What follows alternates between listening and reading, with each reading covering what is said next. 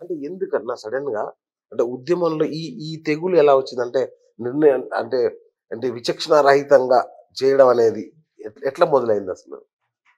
ఇక్కడ విచక్షణ రహితంగా చేయడం అనేది పార్టీ ఉద్దేశాలైతే ఉండవండి. ఈ హ్మ్. రోజు గూడా పార్టీకి అటువంటి ప్రజలను చంపాలనే ఉద్దేశ్యం ఉండదు. ఓకే.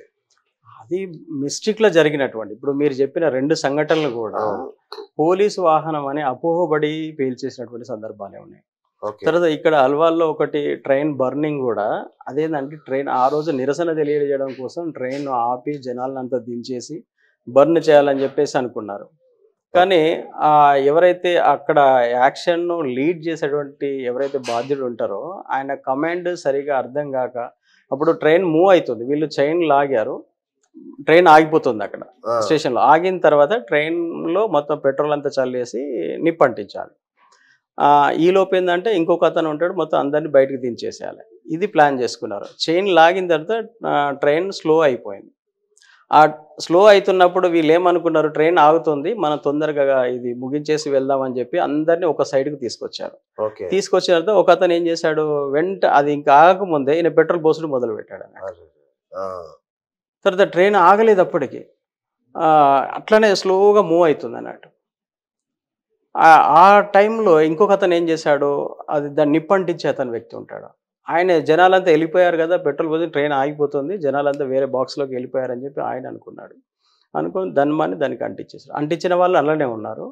ప్రజలు అందులో ఉన్నారు. మొత్తం ట్రైన్ అంతా తగలబడిపోయింది. వాళ్ళు అందులోనే చనిపోయారు. ఒకరిద్దరు ఎస్కేప్ అయ్యి గాయాలతోని బయటకొచ్చారు. మళ్ళీ సరెండర్ అయిపోయారు వాళ్ళు. హ్మ్. అట్లా కొన్ని మిస్టేక్‌ల వల్ల జరిగినాయి. ఇప్పుడు అంటే మా మిస్టేక్‌లు ఇన్ఫార్మర్ నెపంతో చంపినయి కొన్ని 'శ్రీపాదరావు' గారి హత్య ఇవి కొన్ని ఇబ్బందికరంగా అనిపించింది చాలా అంటే వరకు. ఒకటి పొలిటికల్‌గా పార్టీ నిర్ణయం తీసుకుంటదండి దాంట్లో. పార్టీ నిర్ణయం తీసుకున్నప్పుడు చాలా మందిని టార్గెట్ చేసి చంపారు. ఇప్పుడు హ్మ్. అలిపిరిలో గూడా చంద్రబాబు నాయుడు గారిని గూడా అవును. పార్టీ నిర్ణయం అది. ఓకే. ఓకే. అట్లా చంపాలనా లేదా అనేది అప్పుడు ఉన్నటువంటి రాజకీయ నాయకత్వం ఏదైతే ఉందో సెంట్రల్ కమిటీ, స్టేట్ కమిటీ తీసుకున్నటువంటి నిర్ణయాలు. ఓకే. మేము అప్పుడు దళ సభ్యులం మేము. మాకు పెద్దగా దాని గురించి అదేలే. అవగాహన మీరు ఉండేది కాదు. రాజకీయ నిర్ణయాలు తీసుకోరు మీరు. అసలు మా దగ్గర రాదు. అది ఓకే. పై కమిటీ లెవెల్‌లో వాళ్ళు తీసుకుంటారు. తీసుకొని వాళ్ళు దానికి ఒక టీమ్‌ని ఏర్పాటు చేసి వాళ్ళతోని ఇంప్లిమెంటేషన్ చేపిస్తారు. ఓకే. ఇంకోటి పార్టీలో నా రోల్ ఏంటంటే వెపన్స్ మ్యానుఫ్యాక్చరింగ్ చేయడం అనేది నా రోల్ అది. అంతే. అట్లా మేము వెపన్స్ వివిధ ప్రాంతాలలో తయారు చేసి దాన్ని ట్రాన్స్‌పోర్ట్ చేయడం దాంట్లో మేము ఎక్స్‌పర్ట్స్. ఎక్స్‌పర్ట్స్. యెస్. ఓకే. కానీ ఈ యాక్షన్స్‌లలో పార్టీ నిర్ణయాలలో అసలు మాకు ఎటువంటి సంబంధాలు అంటే ఉండవు. మీరు కొన్ని చేశారు గదా! డైరెక్ట్‌గా మీరు చంపడం చేశారు గదా కొన్ని. అసలు ఎక్కడ కూడా మేము చంపే దాంట్లో మేము ఇన్వాల్వ్ అవ్వం మేము. హ్మ్. మేమున్నా అంటే కూడా నాకు మేము తెలిసి ఇన్వాల్వ్ ఒక అవ్వం. ఎంపీటీసీనో ఒక ఎక్కడ రంగారెడ్డి జిల్లాలో అనుకుంటా. మీరు ఫస్ట్ ఒక అందులో పాల్గొన్నారు డైరెక్ట్‌గా. అంటే యాక్షన్ టీమ్‌లో వివిధ బాధ్యతల్లో ఉంటాం మేము. ఓకే. ఒకవేళ అక్కడ దళంలో పనిచేసినప్పుడు ఒక ఇద్దరు ముగ్గురిని అక్కడ చంపడం జరిగింది. ఆ యెస్. దళంలో ఏది ఉన్నాం మన గానీ అప్పులిచ్చే వాళ్ళని. ఈ రైతులకు అప్పులిచ్చే వాళ్ళని ఏదో మీరు ఆ! అప్పుడు దాంట్లో ఉన్నారు కానీ మీరు. అక్కడ దళంలో నేనున్నాను గానీ, యెస్. అప్పుడు 2 దళాలున్నాయి అక్కడ. ఓకే.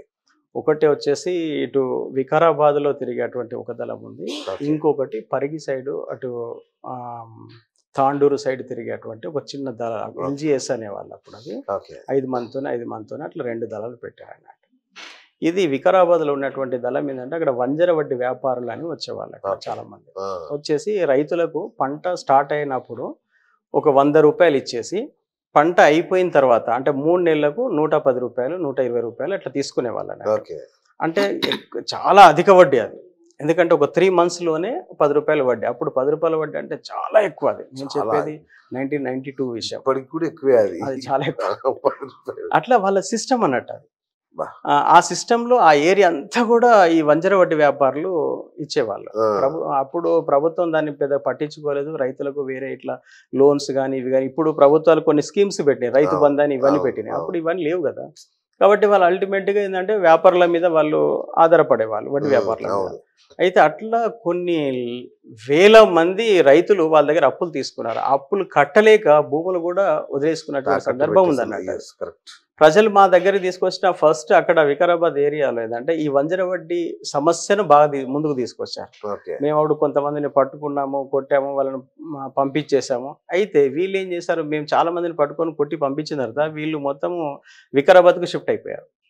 షిఫ్ట్ అయిపోయి ఇక్కడ పోలీసుల సహాయంతో ఇచ్చిన అప్పులను వసూలు చేసుకోవడానికి వచ్చేవాళ్ళు అన్నట్టు. ఓకే. పోలీసులను తీసుకొని గ్రామాలకు వచ్చేసి ఎవరెవరు అప్పులు ఇవ్వాలో వాళ్ళని పిలిపించి బెదిరించి తన్ని అట్లా వసూలు చేసుకునేవాళ్ళు. ఆహా. అట్లా ఒక వంజర వడ్డీ వ్యాపారి అది ఒక విలేజ్ ఉంది సంథింగ్ ఏదో, ఆ విలేజ్కి వచ్చినప్పుడు మా టీం వెళ్ళి అతన్ని చంపేశారు అన్నట్టు. అచ్చా, అచ్చా, అచ్చా. అట్లా ఆ తర్వాత వంజర వడ్డీ వ్యాపారులు ఇంకా రావడం ఆగిపోయింది మొత్తం. ఓకే. అక్కడ వడ్డీ అప్పులు తీసుకునే మొత్తం మాఫీ అయిపోయినాయి. అట్లా ప్రజలకు కొంచెం దానివల్ల కొంచెం మంచి జరిగింది అది. రైట్. అంటే మీ చేతికి డైరెక్ట్ ఎప్పుడు రక్తం అంటలా? అంటే రక్తము అంటే పనులు మేము అందరు చేయరండి, కొంతమంది Of course. చేస్తారు. జస్ట్ మేము అప్పుడు నేను కొత్త దళ సభ్యులు, నాకు అవును. అంతా కూడా అవ్వట్లేదు. ఇప్పుడు 92 నేను చెప్పేది ఇది. అవును. 92లోనే నేను రిక్రూట్ అయ్యి అక్కడ వికారాబాద్ దళం పెడుతుంటే వెళ్ళాను. అప్పుడు మీ తర్వాత ఏజ్ ఎంత ఉంటుంది అప్పుడు? నాకు 18 ఇయర్స్ ఉంటాయి అప్పుడు. 18 ఇయర్స్. ఓకే. ఉంటాయి. ఆ టైంలో నాకు ఏంటంటే నేను అప్పుడు వెళ్ళింది ఏంటంటే నేను ఇది పార్టీ ఇట్లా ఉంటుందని కూడా నాకు తెలియదు అప్పుడు. అది నిజమా? హీరోయిజం. నిజమా? తెలీదు అసలు మీకు? అసలు పార్టీ స్టార్టింగ్లో ఇది నక్సలిజం ఇట్లా ఉంటుంది, మనం ఇవన్నీ చేయాల్సి వస్తుందని తెలియదు. అదొక హీరోయిజం అన్నమాట. Right, right. అవును. ఆ వయసులో మనకి ఇంకేం తెలుస్తుంది? అరే మొత్తం భూస్వాములను కొట్టాలి, మొత్తం ప్రజలకి ఏదో చేయాలి, ఒక హీరో లాగా తిరగచ్చు, మనకు మావోయిస్ట్ పార్టీలకు వెళ్తే ఒక తుపాకీ ఉంటుంది, ఒక యూనిఫామ్ ఉంటుంది అనేది ఒక హీరోయిజం అనే ఆలోచనతోని మనం అటు వెళ్ళాం. సరే అక్కడికి వెళ్ళిన తర్వాత ఒకటి ఏంటంటే మళ్ళీ నేను అక్కడి నుంచి టెక్నికల్ దాంట్లోకి వెళ్ళడం వల్ల ఇంకా ఈ దళ జీవితానికి అన్నిటికీ నేను దూరం అయిపోయాను. ఇక టెక్నికల్ సైడ్ వెళ్ళిపోయాను. ఓకే.